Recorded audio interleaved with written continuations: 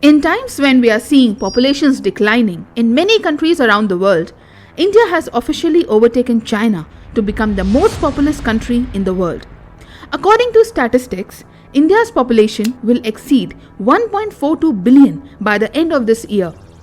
Whether this population will prove to be an asset or a liability for India depends on the country's policies and implementation.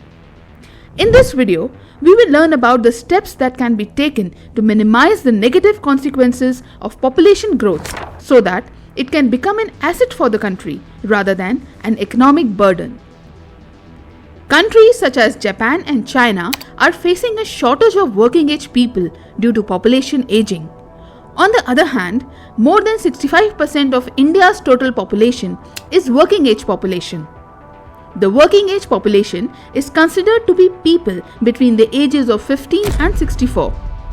The fact that 65% of population is between the ages of 15 and 64 means that the number of elderly people is lower and the number of young people is higher. In fact, almost 20% of the world's youth resides in India.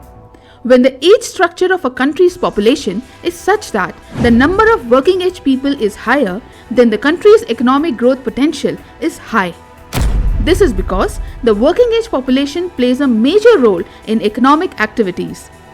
Increased economic activities lead to better economic growth. The more working age population there is, the more workforce and a larger talent pool there will be.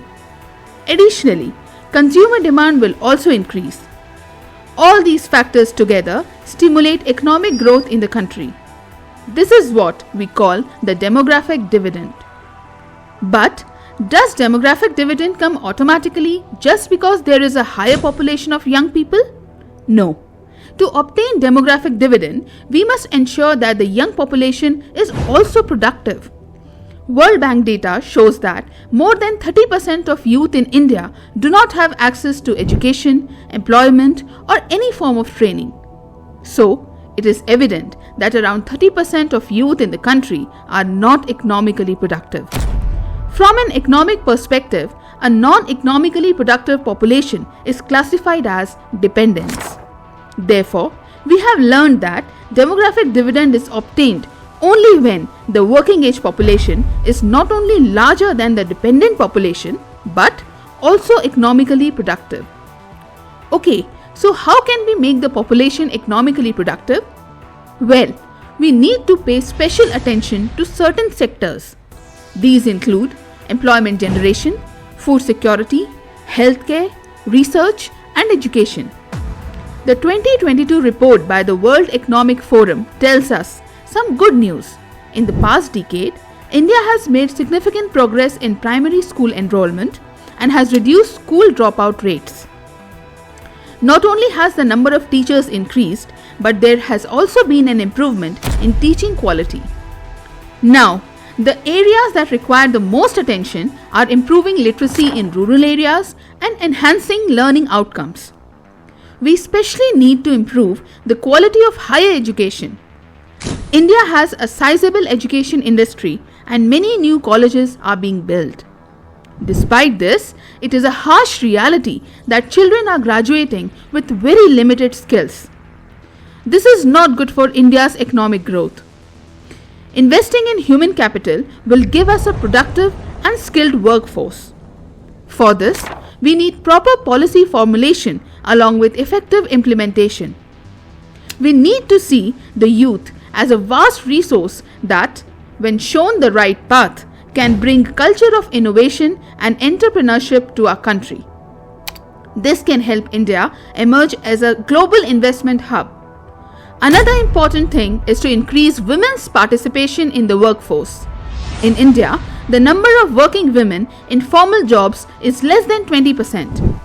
Efforts should be made to bring them from informal work to the mainstream economy. Further, there is a need for India to improve in the manufacturing sector. The share of manufacturing in the Indian economy is still less than 15%, and it only generates employment for around 12% of the workforce.